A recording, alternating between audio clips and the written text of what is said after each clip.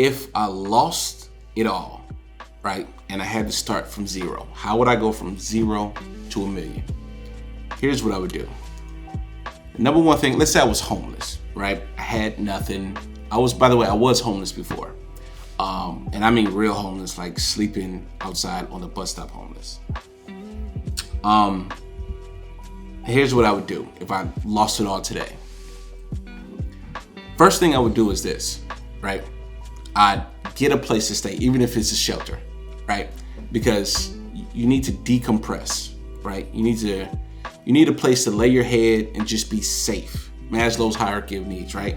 You just need a place to be safe to where you can get your thoughts together and really understand what happened, right? And the only way you can really do that is get out of the need for safety. If you're in a dangerous place and you can't do anything, then it's going to be hard to think about anything outside of the immediate. See, that's the thing when it comes to when you're destitute, when you have nothing, you're just constantly thinking about the immediate. Like, what can I do now? How can I feed myself now? How can I keep myself safe? So it's hard to think about other stuff. Stress actually reduces intelligence too, by the way. So the first thing, get a place to stay. Whether it's with a brother, sister, your parents, or even a shelter, right? I did that, right? I went to a shelter.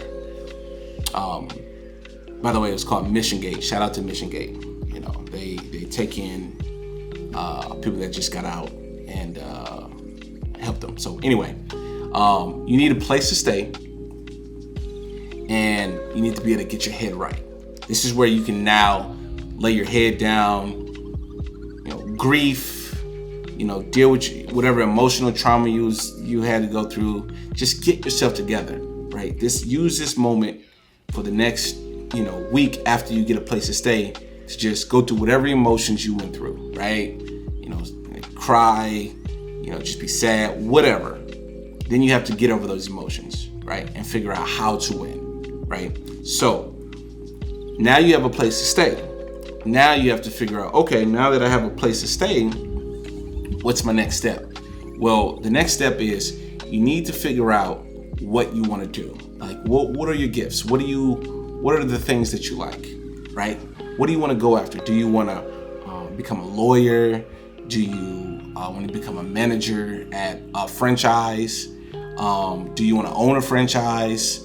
A real estate agent? You want to become an artist? You want to become some sort of entrepreneur?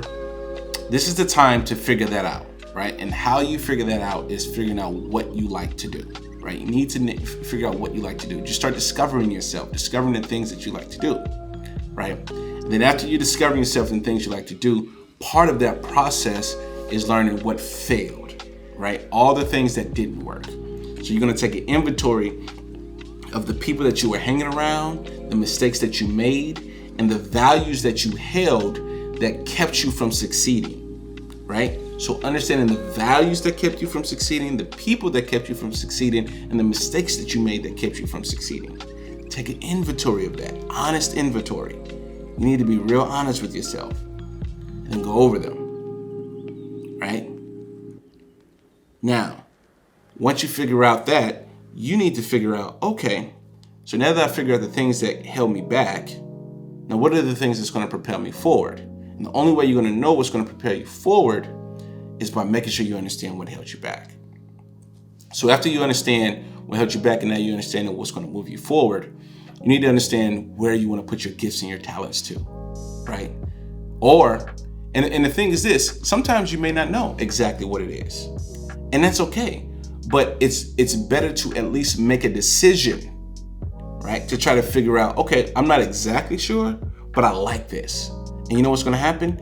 You're going to take time out, you're going to start doing it, and then you're going to make some mistakes, but at least you have the right values in place to learn from those mistakes and at least have the right people, right? So the next step, after you learning yourself and learning what you want to do, you network with people, right? Join a Facebook group or join a club, right? You can go online, there's free clubs all over the place, right? You join some sort of club, right? And let's say some of these clubs cost money. Okay, then you got to get some sort of menial job. Do something, right? Some sort of menial job, right? It doesn't matter if you got to work at a fast food place or anything like that, something to gain some sort of income. Or you can go online, get some free stuff off Craigslist and then sell them on Amazon. $10, $20, $50, right? Just do something like that to gain some income.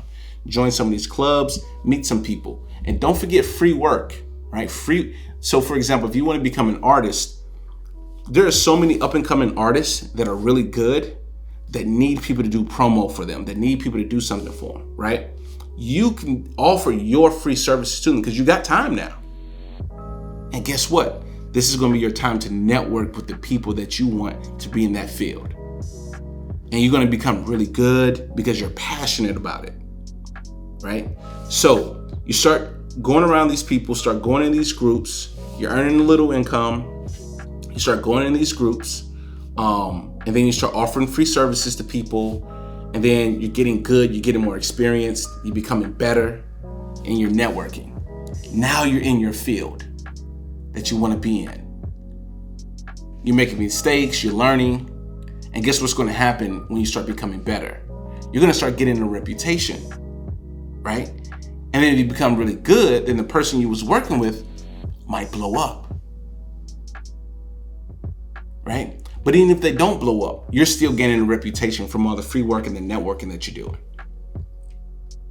Now you're networking, you're doing free work, and your reputation is going up. Eventually somebody's going to come to you and say, hey, listen, I heard you work with so-and-so, or I seen that work that you did. How can I hire you? How can I get you? Charge something small.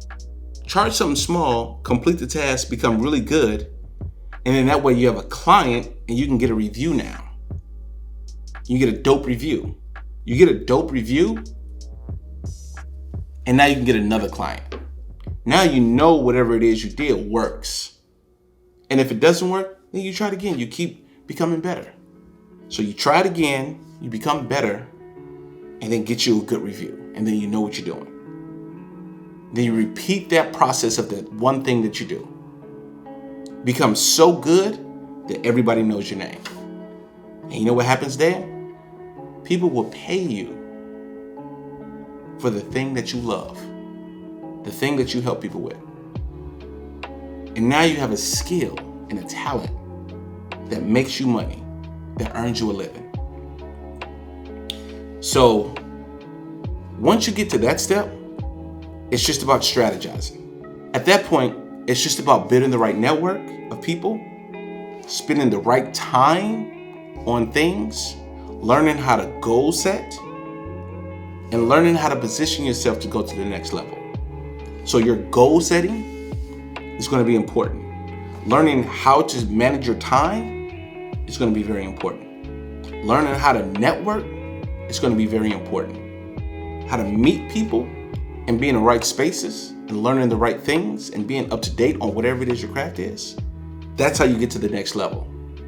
And so if you start from zero, that's how you become from zero to hero.